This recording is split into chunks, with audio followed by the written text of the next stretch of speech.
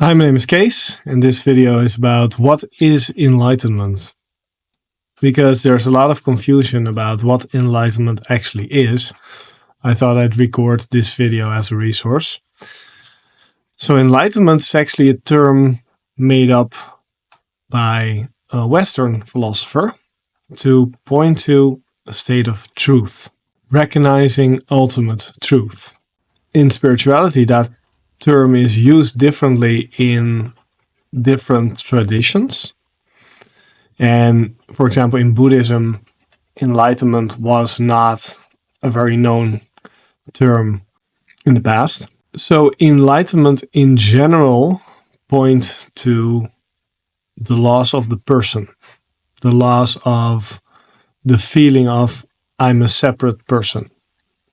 So non-duality, meaning not two, meaning no duality, meaning the fact that we're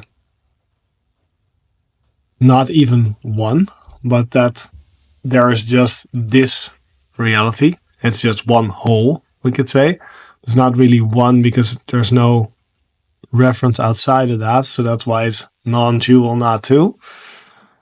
When we actually wake up to the fact that we're actually in this oneness state and we're not the separate self, that's traditionally called enlightenment. So it means non-duality, meaning you do not feel a sense of separation from the rest that is happening.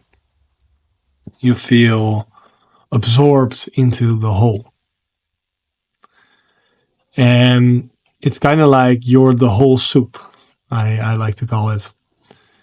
And this happened to me, I think about 4 years ago. And yeah, for me, there was this point in the heart that dissolved. And I looked around and saw everything new and fresh. And there was still a self. There was still lost tendencies. There were still shifts to come. But this was where the personal awareness dissolved into the bigger consciousness. So there's a sense of me being this personal awareness. And then through the process of meditation, self-inquiry, deconstructing beliefs,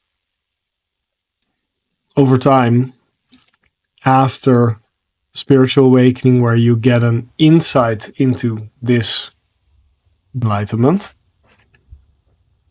it became permanent with this shift. I think it was 4 years ago, yeah.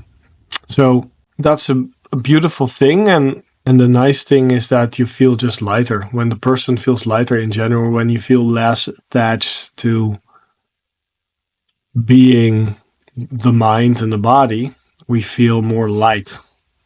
We feel more, you could say, enlightened that way, because there's a sense of a lightness to you. And that lightness is, I think, perceived mostly by yourself. And there are many definitions of enlightenment, but I like the one where you dissolve the personal self. So when that is dissolved, you feel a lot more easy, and also in a way you can see where you're still stuck, where you're still suffering. The contrast between your normal state and this suffering, or where you're still suffering, becomes bigger. So in a way, your suffering becomes bigger, but in another way, that's just because you're seeing it more clearly. And also, your suffering tends to be less and less because you've already deconstructed a big part of your suffering, which was your resistant identity. I'm only this, right? The identity says I'm this and not that. And enlightenment is the experience of I'm this and that, right? It's just like this widening into it. So the enlightenment in general is not the end of people's journey. most people that make it to this more accurate statement of non-duality or oneness state, they also go through several more stages to, in the end, go to anatta, meaning the loss of self, or we could say a permanent ego death. Because the ego latches on in when it goes from like the person to the wholeness, you could say, or the oneness, it latches on to that. So it sort of re-identifies with this one soup, with form, we could say. So it re-identifies as form. Then you can that can also break down. We identify with the formless, and that can also break down. Then we're identified with this perspective of that there's still a sort of perspective, a sort of orientation, a sort of me. And that can also then fall away, which is the drop of self, which is anatta or no self, which tends to be not the end in general, but it is, let's say, the end of insight in that way.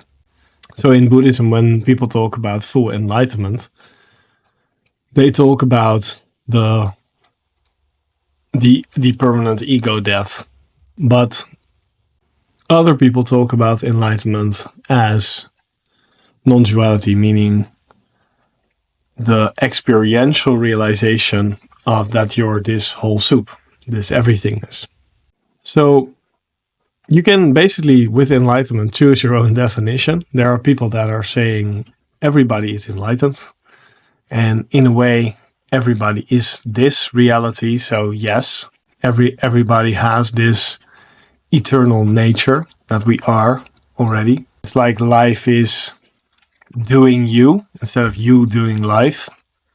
So in that sense, yes, we're just this eternal nature. But to say that everybody's enlightened, well, that would point to a certain state of mind and body. And I wouldn't say everybody's enlightened in that way, even though they are already Buddha nature, we could say, or they are already oneness, or reality is already non-dual, or they are already this perfection. But their mind-body state is not reflecting that. So they're not feeling that, they're not experiencing that.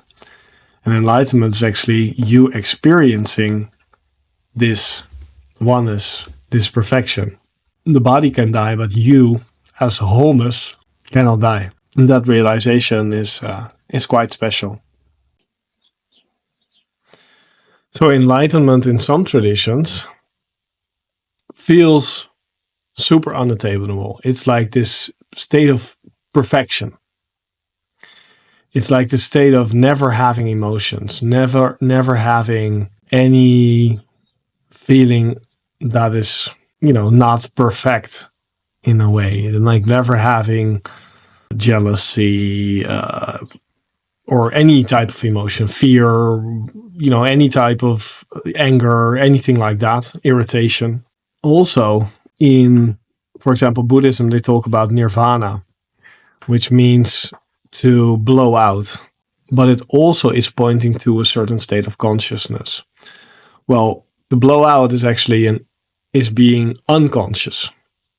And that's actually one of the things that is pointed to with the cessation.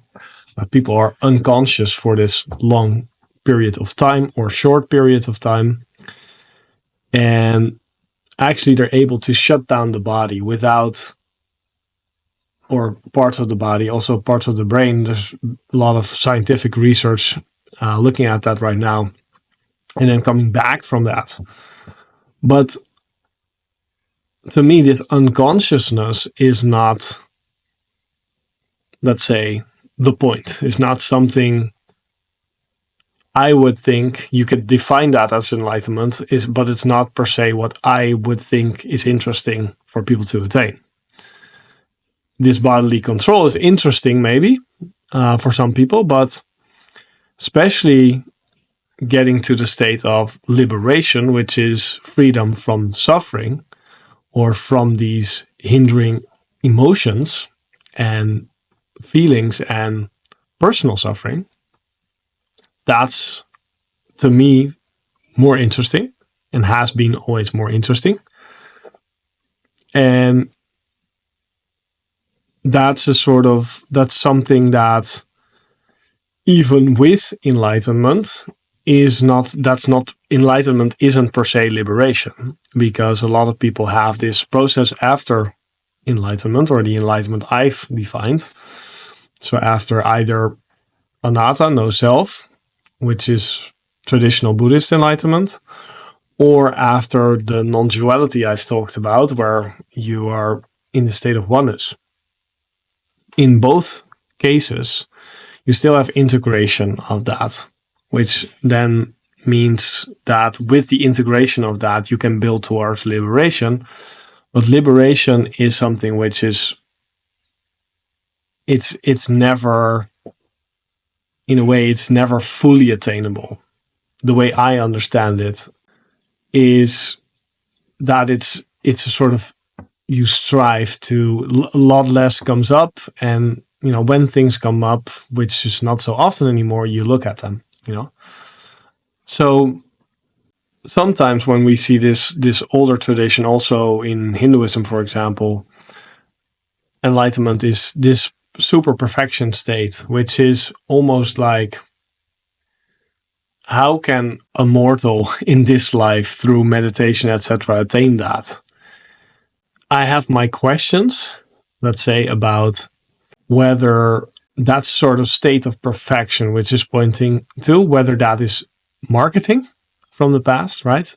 To market anatta to people, to market enlightenment to people, which gives a lot of freedom from suffering, maybe not liberation from suffering, but a lot less suffering and a lot more ease and a lot more flow in your life, and you know that you're part of this big thing and you're able to freely play your role in life. So I think that it's related to that.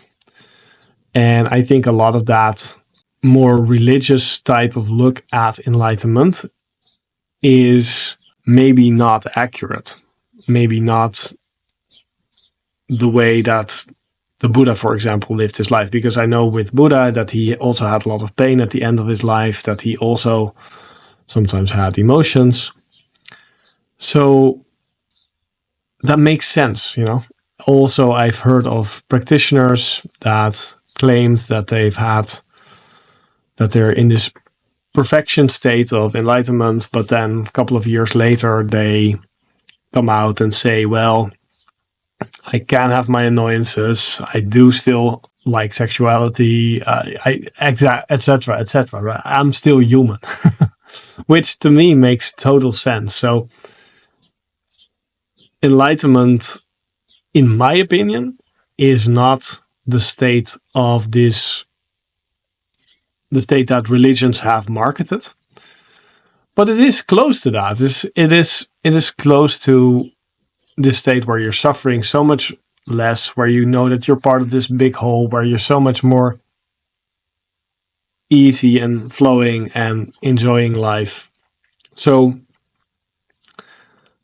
especially when this has integrated for a couple of years. So again, much love to you, and good luck with your own definition of enlightenment. But I've given mine, and I hope that helps for you. If you have any questions about enlightenment, or you're on your path and you're looking for some guidance or some coaching, then feel free to book a call or look on my website at my latest offer. Much love to you, and have a great day. Bye.